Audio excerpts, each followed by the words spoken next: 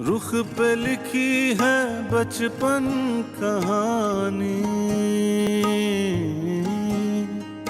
बहते हैं आंसू जैसे दरिया पानी, लुक छुप खेल है यारो, मैं डर डर के खेला हूँ. اگه شما یه کاری بکنین گلزار دیگه دلش برام تنگ نمیشه. چه کاری؟ با من ازدواج میکنین؟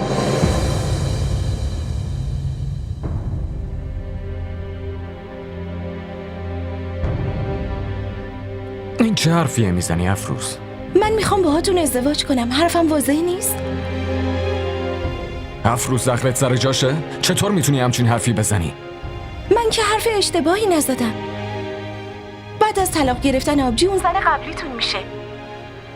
بعدش که میتونم باهاتون ازدواج کنم نه؟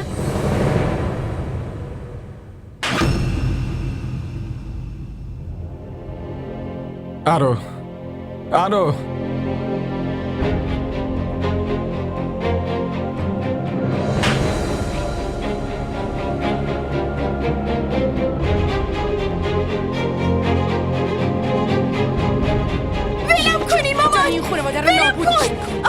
ولم کن مامان. برو گم شو. نمیذاریم این خانواده رو نابود میکنیم. دشمن خانواده. بهتره حواست به این گوشید باشه مرد حسابی. اون عزیز دردونت پشت گوشی داشت به بلال پیشنهاد ازدواج میداد. هی گفتم این جونور رو بذار حبس باشه، زندانی باشه، ولی شما اصلا حرف منو متوجه نمیشین. حالا بلال با شنیدن این پیشنهاد چه فکری میکنه خدا میدونه. با اون شیطانم که از بس جنگیدم دیوونه شدم. این احمقم که منو جلوی پسر سکه یک پولم کرد. دیگه آبرویی واسم نمونده.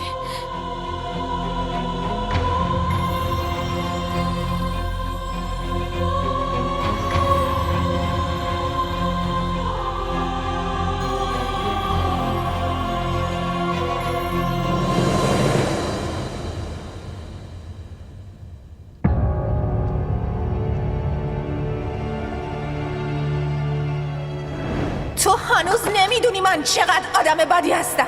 بیا بهت نشون بدم چه کاری ازم برمیاد. الان اینو میذارم رو صورت خواهرت. آفرین، عموی مغازه دارت انقدر پول داد و تو هم همین آوردی. پول داده و تو هم پودر آوردی. تو آدمی یا حیوان نفهم. سر صبحی به بابا چیا میگفتی ها؟ که مانا رو با خودت ببر دفتر، اینجا هیچ کس مواظبش نیست. از صبح تا شب کاراتون رو انجام میدم، بازم راضی نیستین. گریه نکن وگرنه چشماتو در میارم.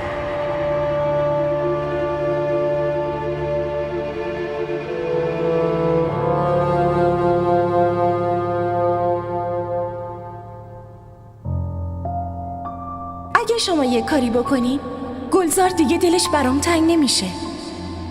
با من ازدواج میکنین؟ من که حرف اشتباهی نزدم. بعد از طلاق گرفتن آبجی اون زن قبلیتون میشه. بعدش که میتونم باهاتون ازدواج کنم نه؟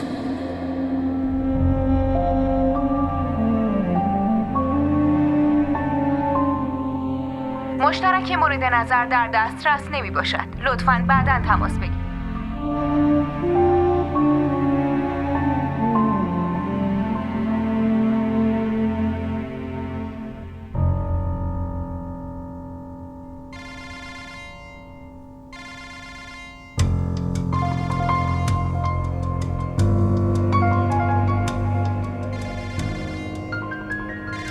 اون نکبت داره زنگ میزنه نه؟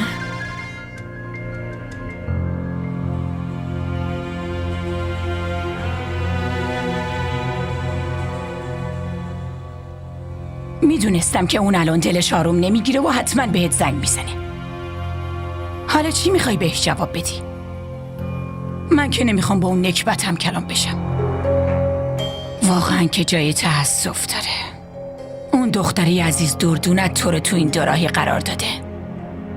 بعد همیشه تو از من شکایت میکنی.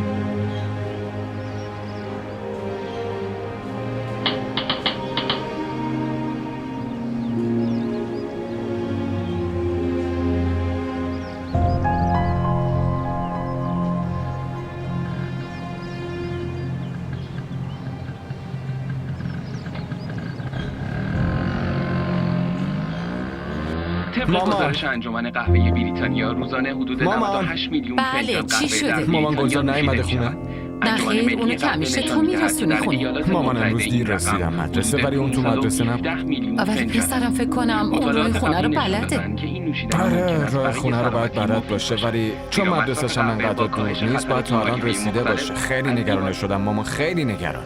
داداش ناراحت نشی، ولی پسرت خیلی ولگرد شده. هم بر سنجیده حرف بزن. آره دیگه، ما که حرف زدنمون همینه، شبیه کوچه بازاریاست. تو یکی ساکت. به آدم تنبل و بازیگوش میگن ولگرد دیگه. حالا خودتون بگین، وقتی داداشو اونجا ندید پس باید میومد خونه یا همونجا منتظر داداش میمون تا بیاد دنبالش؟ ببین داداش، اون پسرتونه و ناراحت میشین، ولی من حرفمو رو که مستقیم میزنم، چه بخواین چه نخواین.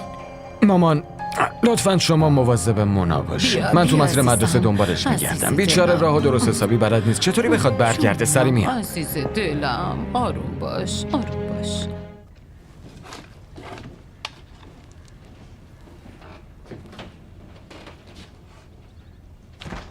کسی میدونه شکر کجاست؟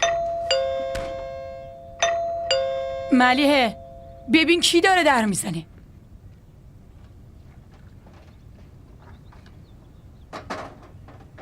شکر اینجاست، چشاتو باز کن. از بس که کم توی آشپزخونه رفت و آمد میکنی جای شکر رو نمیدونی.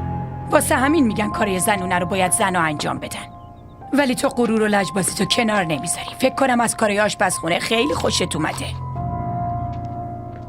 مامان، دوست افروز اومده سراغشو میگیره، چی بهش بگم؟ ببینم صائمه نیست؟ آره خودشه. اون کار خیلی مهمی با هم داره. برو بهش بگو خونه نیست، رفته خونه فامیلامون، هفته بعد میاد. باشه. مامان اون دوست صمیمیمه، میدونه من خونه فامیلا نمیرم. اون باور نمیکنه. فکر کنم باید بیام اون دهن تو هم چسب بزنم. خودت که زندانی شدی ولی زبونت هنوز داره کار میکنه. مامان، اون میگه جزوه های مهمش پیش افروزه. فردا تو کالج امتحان داره. مامان واسه یه دقیقه در رو باز کنی، من جزوهاشو بدم خودم برمیگردم. افروز نیست پس جزوه هم نیست. جایی که رفته اما آنتن نمیده. اینو بهش بگو و شرشو کم کن. چشم. مامان اینجوری نکنی، مسئله تحصیل و درسشه. چه تحصیلی چه درسی؟ اگه درس خوندن بچه ها رو نافرمان، خودخواه و بی‌ادب میکنه، بهتره که درس نخونن، بی سواد بمونن.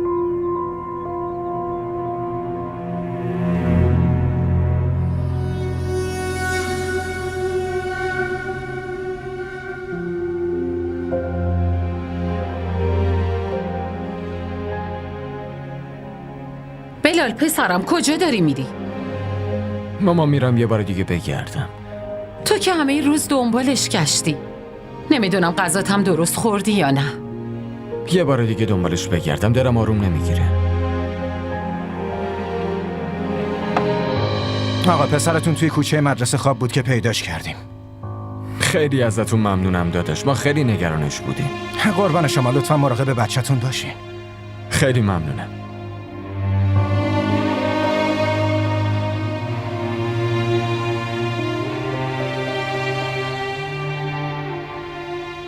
مامان خدا رو شکر پسرم که پیدا شدین.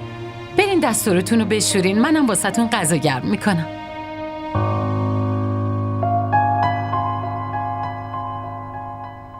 چرا تو کوچه مدرسه خوابیده بودی؟ بابا من منتظرتون بودم. پسرم میتونستی دم در مدرسه منتظرم بمونی. اگه یکم دیرم شده بود چه ایرادی داشت؟ خودت برمیگشتی، تو که دیگه بزرگ شدی، میتونی برگردی خونه، درسته؟ آخه بابا من گرسنم شده بود. پشت مدرسه دکه سمبوسه فروشی بود. خب بعدش که میتونستی بیای خونه.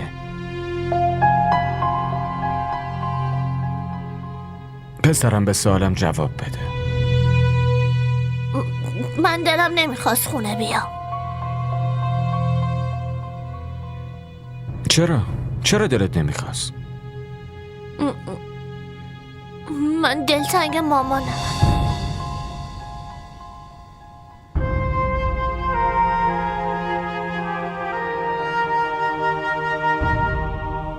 گلزار من چند بار بهت گفتم که اسم مامانتو دیگه به زبون نیار. همه امروز وقتمو به هدر دادم.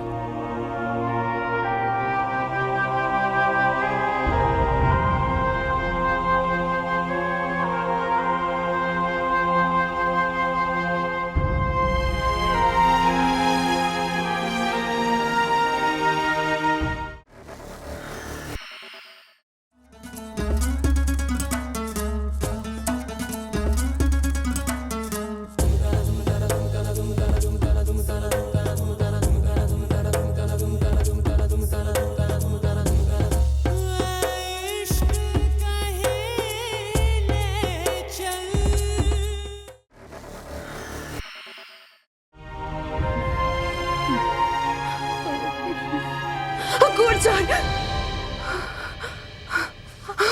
रुख पे लिखी है बचपन कहानी, बहते हैं आंसू जैसे दरिया पानी। लुक छुप खेल है यारो, मैं डर डर के खेला हूँ। पर्दों के पीछे एक आंगन है, उस आंगन में अकेला हूँ।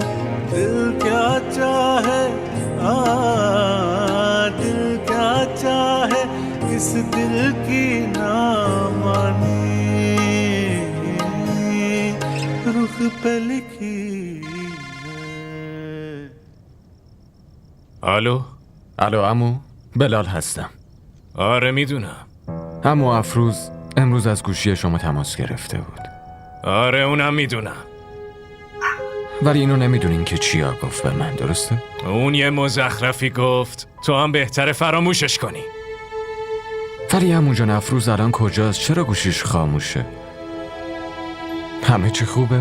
ببین آقا بلال، دیگه هم ما واسه تو غریبه ایم هم تو واسه ما. بهتره که دیگه تو مسائل غریبه ها دخالت نکنی و رابطه تو با ما قطع کنی. الو عمو؟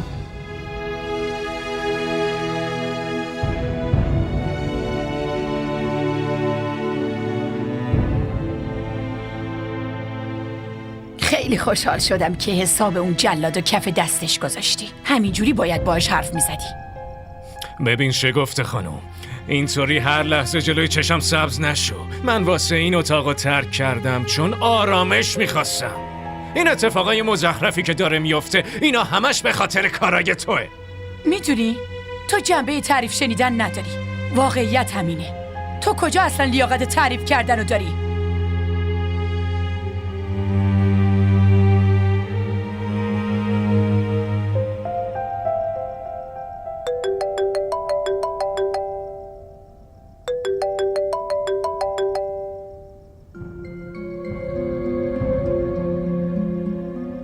الو؟ نه خیر اون نیست، من مامانشم. بفرمایید. اگه پیامی دارین به من میتونین بگین. گفتین در چه موردی بود؟ باشه هر وقت اومد بهش میگم باهاتون تماس بگیره.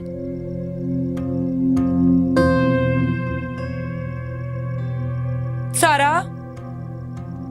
سارا؟ بله مامان. بیا اینجا دخترم. چی شده مامان؟ من دارم روی پروژم کار میکنم. این وکیل کیه؟ وکیل؟ کدوم وکیل؟ تو گوشید اسمش ثبت شده آقای وکیل. من حتی یادم نمیاد دیروز چی کار کردم مامان. مامان شما گوشی منو چک میکنین، این کارتون خیلی بده. بده یا خوبه حرفو واسم نپیچون. واضح جواب سوال منو بده. تو با وکیل چی کار داری؟ چرا اون بهت زنگ زده؟ خب ایشون وکیل پروژه شرکتمونه دیگه. دروغ نگو. چشاد یه چیز دیگه میگه دختر. راستشو به من بگو. مامان من واسه گرفتن مونا درخواست حضانت کردم. مگه قول ندادی که بچه ها رو فراموش میکنی؟ مامان مگه آدم میتونه بچه هاشو فراموش کنه؟ من همش این فکر رو میکردم که بلال طاقتش تموم میشه و بچه ها رو برمیگردونه پیش خودم، ولی اون مقاومت کرد.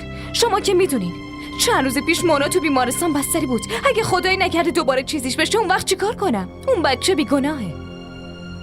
من واسه مونا درخواست حضانت کردم، اونو میگیرم. تو دیوونه‌ای. یه دیوونه احساساتی هستی. مگه نمیدونی که تو زندگی یک زن مطلقه بچه چه دردسر بزرگیه؟ پس دیگه ازدواج نمیکنم. من حتی از اسمشم میترسم. من فقط میخوام بچه‌مو بگیرم. گلزار بازم بزرگه، ولی مامان مونا خیلی کوچیکه. من باید برای حضانت مونا کاری بکنم. اینا رو حتما اون آقای وکیل بیخ گوشت خونده. واسه گرفتن 2 قرون دستمزد خوب امیدوارت کرده. بده به من بهش زنگ میزنم. ساکت.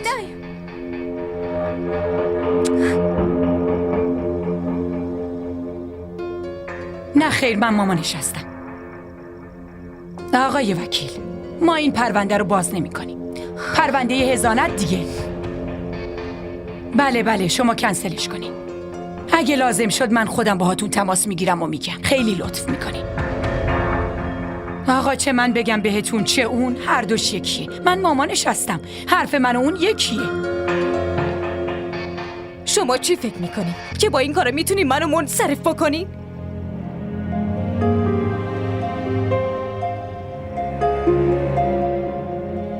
رو سر من دست بذار و قسم بخور که تو درخواست حضانت نمی کنی. نه، من هیچ قسمی رو نمیخورم مامان. نه، من این کار... من مادرتم نه؟ مگه میذارم خودتو داخل آتیش بندازی؟ تو هنوز طلاقت کامل نشده. اگه بخوای پرونده‌ای باز کنی یا دوباره به وکیل زنگ بزنی، باید از روی جنازه من رد بشی. مامان همین.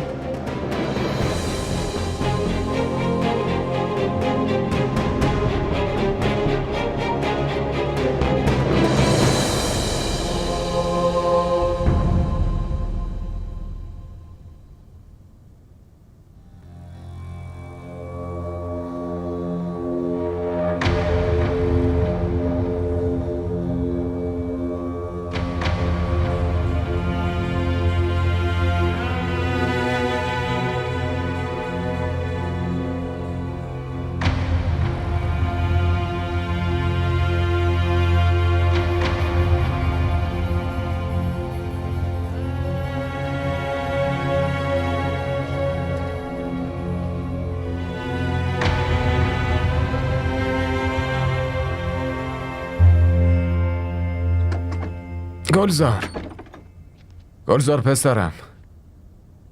گلزار پاشو پسرم، واسه مدرسه دیرت شده. منم باید برم سر کار. بدو بابا فقط 5 دقیقه. پسرم، پاشو دیگه. گلزار آفرین، پاشو. این دیگه کیه این وقت صبح؟ آفرین پسرم، پاشو.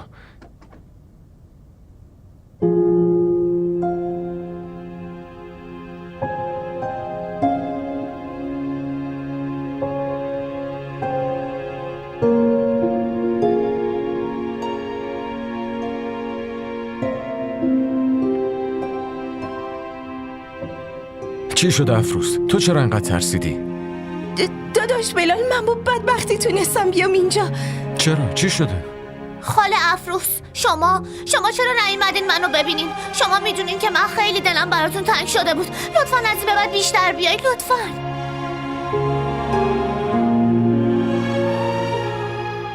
چی شده؟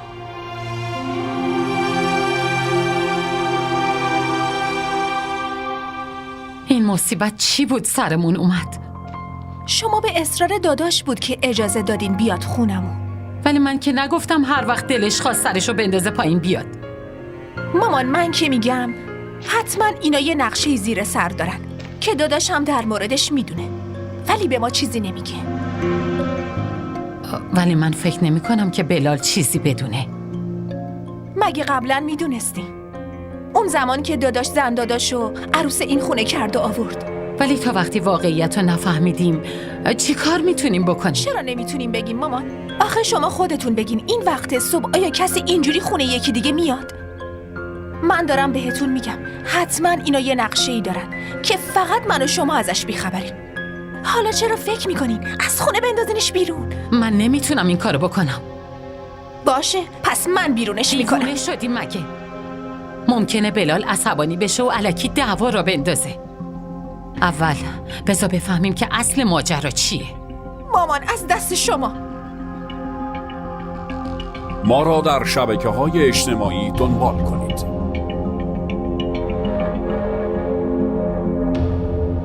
افروز تو که دیوونه نشدی؟ اینو واسه این میگین که من خودم پا شدم اومدم خونتون؟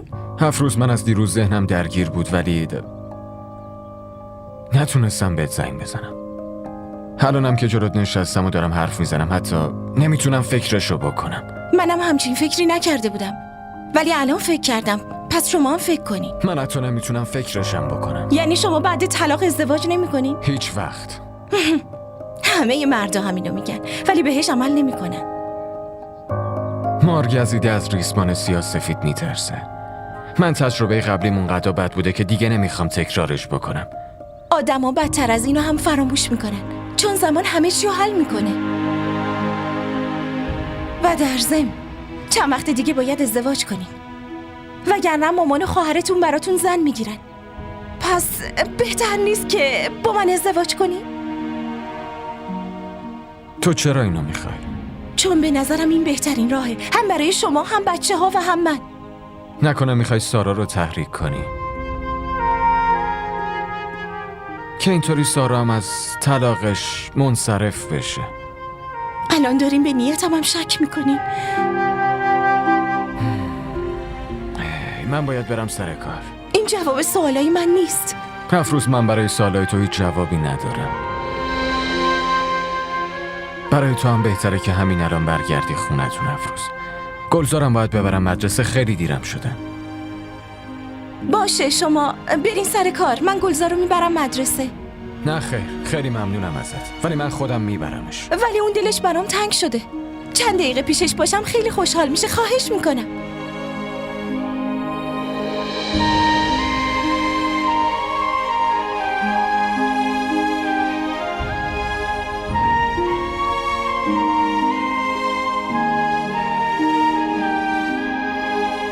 ملیحه؟ بله مامان. دختر واسه اون دختره بیادب صبحونه ببر. باشه میبرم. یه ذره هم درک نداره و نمیفهمه.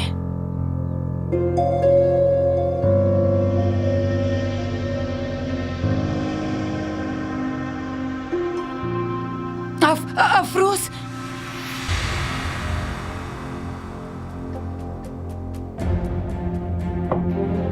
ملیحه، افروز کجاست؟ تو ندیدیش؟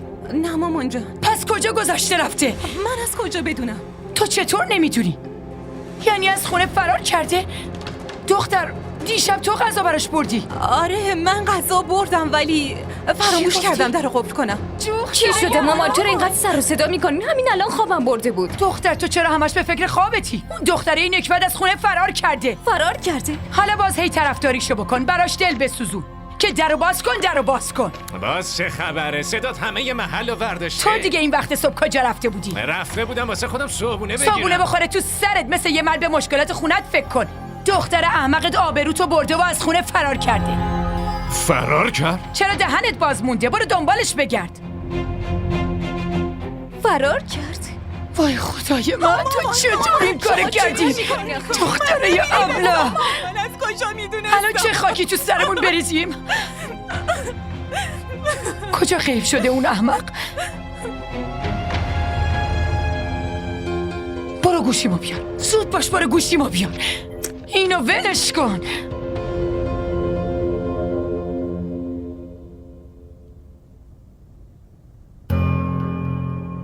رومینا هر چیزی میگه بهش عمل میکنه. عمرم بذاره این اینجا بمونه. بیا بریم. خاله میخوام یه چیزی رو بهتون بگم. گلزار منم میخوام یه چیزی رو بهت بگم. نه خیر، اول من باید حرفمو بزنم. گلزار اول تو حرفمو گوش کن، داری میرسیم مدرسه. نه خیر، حرف من خیلی مهمتره. قبلا هم میخواستم بهتون بگم ولی نتونستم بگم. من هنوز به بابا هم نگفتم. باشه پسرم، به حرفت گوش میدم ولی حرف من خیلی مهمتره وگرنه دیگه وقت پیدا نمیکنم که بهت بگم. نه من امروز تازه جرأت کردم که بگم. نمیدونم فردا میتونم یا نه. باشه خیلی خوب، بهم بگو ولی زود باش. ببین گلزار، اگه بخوای بازم بیادبی کنی این اتوی داغ یا تو رو میسوزونه یا خواهرتو، فهمیدی؟ بعدش هم میگم که بچه بازی میکرد و اشتباهی به اتو خورد. پس چرا ساکت شدی؟ به بابام که نمیگی نه؟ خب این بستگی به حرفت داره که باید به بابات بگم یا نه. ولی به بابات میگی مگه نه؟ نه خیر، بابام اصلا روحش هم با خبر نمیشه. بگو دیگه گلزار، رسیدیم مدرسه. گلزار کجا داری میری؟ حداقل حرفمو گوش کن.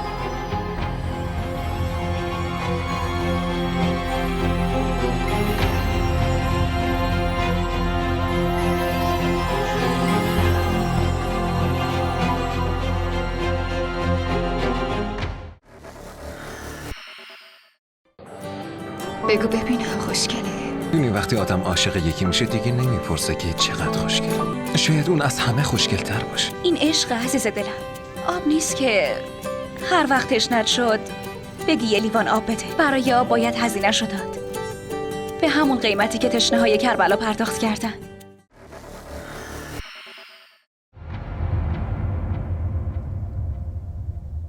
من دیگه خامه این رفتارت نمیشم، فهمیدی؟ واضح بگو که تو هم تو این کار دست داری. ببین شگفته، من به خاطر همین کارات بود که اتاقم عوض کردم، ولی تو بازم دست از سر کچل من ور نمیداری. داری دروغ میگی. من نمیتونم قبول کنم بدون همکاری کسی اون دختره بخواد یه همچین کار بزرگی بکنه. مطمئنا تو بهش کمک کردی. دیگه من اون قدرام که بیعقل نیستم. میدونم اون سر چی بود که لج کرده بود. من بهت اعتماد ندارم. این اتاق عوض کردنت هم حتما یه قسمتی از نقشته و تو با دختر عزیزت داری همکاری میکنی. فقط جلوی ما خودتو به اون راه میزنی. اصلا هر چی میخوای فکر کنی فکر کن. واسه آدمای متوهم درمانی وجود نداره. گوشی تو بده. گوشی؟ گوشی چرا؟ دارم میگم گوشی تو بده، با من اینقدر بحث نکن. به کی زنگ میزنی؟ الان میفهمی. گوشی منو جواب نمیده. بله عمو. عمو درد. دختر من تو و بچه‌هاتو به حال خودت ول کرد و فراموشتون کرد. حالا تو دختر دومیمو داری از راه به در میکنی؟ من هیچ کسو از راه به در نکردم. سوء تفاهم شده براتون. من خیلی خوب تو رو میشناسم. تو که با چرب زبونیت خوب تونستی سارا رو به دامت بندازی، ولی به هیچ وجه اجازه نمیدم افروزم تو دامت بندازی. الان کجاست؟ افروز اومده بود پیش من، ولی من بهش گفتم که باید برگرده خونه. یعنی اون پیش توئه دیگه. شنیدی که دختر عزیزت چی کار کرده؟ مادر جون حرفامو باور کنید. افروز هر چی میگه من یه ذره با حرفاش موافق نیستم. خیلی دوست دارم که نظرش رو عوض کنم. ببین من که تو رو خیلی خوب میشناسم، آدم دروغگو. نمیدونم کدوم لحظه نحسی بوده که سارا تو رو دیده و تو وبال گردنمون شدی. خدا ازت نگذره. آخه دختر من میومد که با بچه‌های تو وقت بگذرونه، ولی تو اینجوری اون از راه به درش کردی؟ خدا جزا تو بده. قهر خداوند بهت نازل بشه.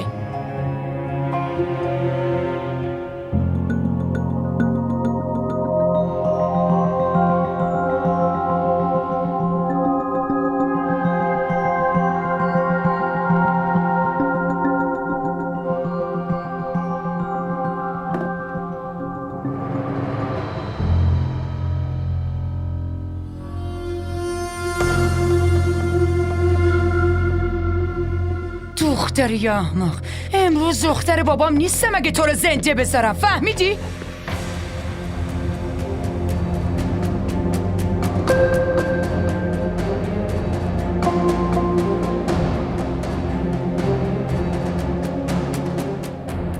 افروز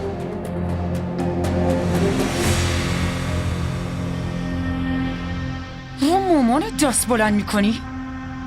ساحل داری میبینی دیگه.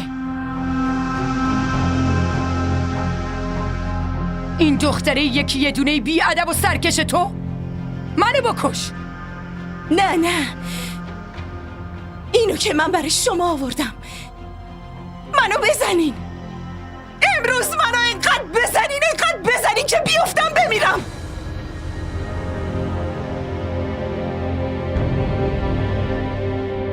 نذارین قصر در برم.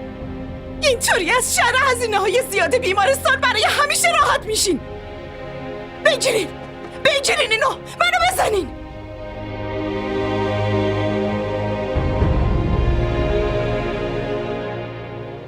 اگه میخواین خودمو تو اتاق حبس کنم ها؟ اگه میخواستم فرار کنم خب بر نمیگشتم خونه.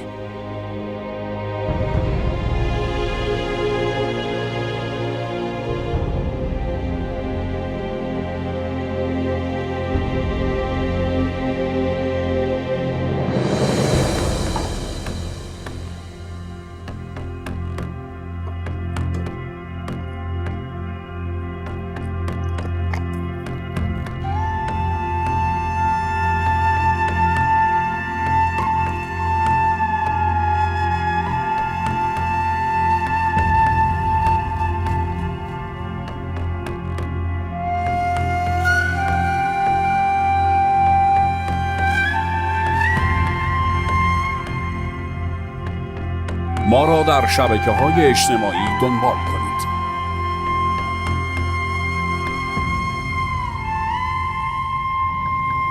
بابا شما هر جایی رفتین منارم با خودتون ببرین، فقط پیش من تو خونه نذارینش. چرا این حرفو میزنی؟ واسه اینکه بابا، چون مونا هر وقت با شماست خوشحال و شاده. واقعا همینه؟ به نظر من که حرف دلت یه چیز دیگه است. چون وقتی بهم دروغ میگی چشمات یه چیز عجیب و غریبی میشن. نه خیر بابا، راستشو گفتم. مونا اگه همه روز باهات باشه تو باید ازش مراقبت کنی. نمیتونی بری بیرون و بازی کنی. درسته؟ نه بابا، شما اشتباه فهمیدین. من هر وقت که با مونا اصلا خسته نمیشم. پسرم، من همه چی رو میفهمم، ولی تو اصلا تقصیری نداری. وقتی مامان مونا از اون خسته شده و ولش کرده، پس از بقیه چه انتظاری؟ میتونم داشته باشم که خسته نشن، ولی من هیچ وقت ازش خسته نمیشم. من همیشه مراقبشم. وقتی هم که رسیدیم خونه باید مستقیم بشینی پای درس و مشقت پسر عزیزم، باشه؟ باشه بابا. تو فقط به درسات توجه کن. باشه پسر عزیزم.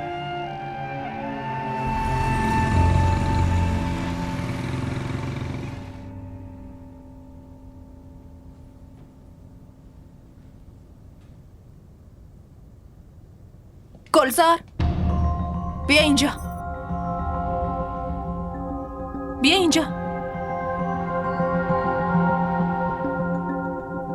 بگو ببینم.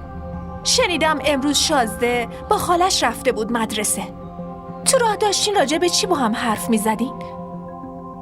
بهم بگو، دارم ازت سوال میپرسم. چیز خاصی نمیگفتی. من نمیتونم قبول کنم. اون خاله دوست داشتنی توه و خواهرزن دوست داشتنی باباتم هست. حتما یه چیزایی گفته. اون بهت چی گفت؟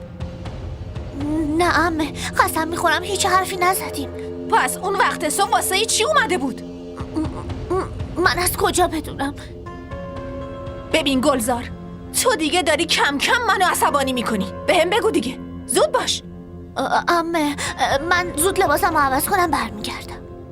بیا اینجا، دارم ازت سوال میپرسم. عمه، من نمیدونم، لطفاً بذارین برم. باشه، پس حتما با بابات یه حرفی زده که تو هم ازش خبر داری. بگو، چی میگفت؟ نمیدونم. اون همیشه ظهرا دیدنت میومد، ولی امروز سر صبح اومد. به هم بگو واسه چی اومده بود، وگرنه بلایی سرت میارم که فراموش نکنی. بگو ببینم. داری چی کار میکنی انبر؟ داری بی خودی ازش بازجویی میکنی. افروز و بلال اون زمان تو اتاق تنها بودن، این اصلا اونجا نبود. مامان، شما درباره این پدر و پسر دارین اشتباه فکر میکنین. اونطوری نیست. تو دل این دوتا یه رازی هست که اینا هیچ وقت بهمون نمیگن. حالا از من گفتن بود.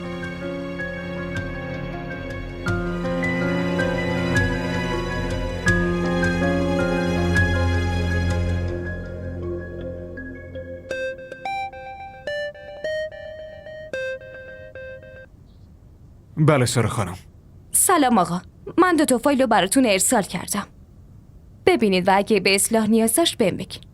باشه، من باهاتون تماس میگیرم.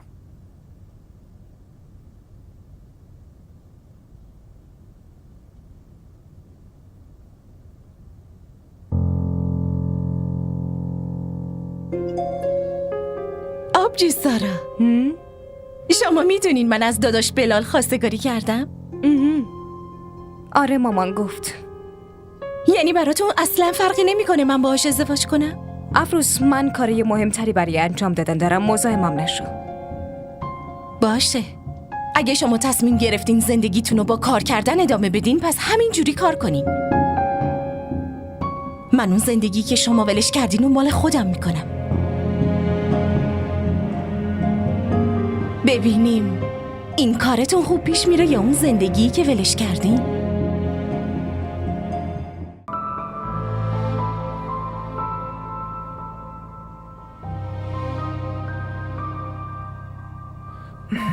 خانم رومینا، اگه آدم کم دارین یه طبقه هم بالا داریم.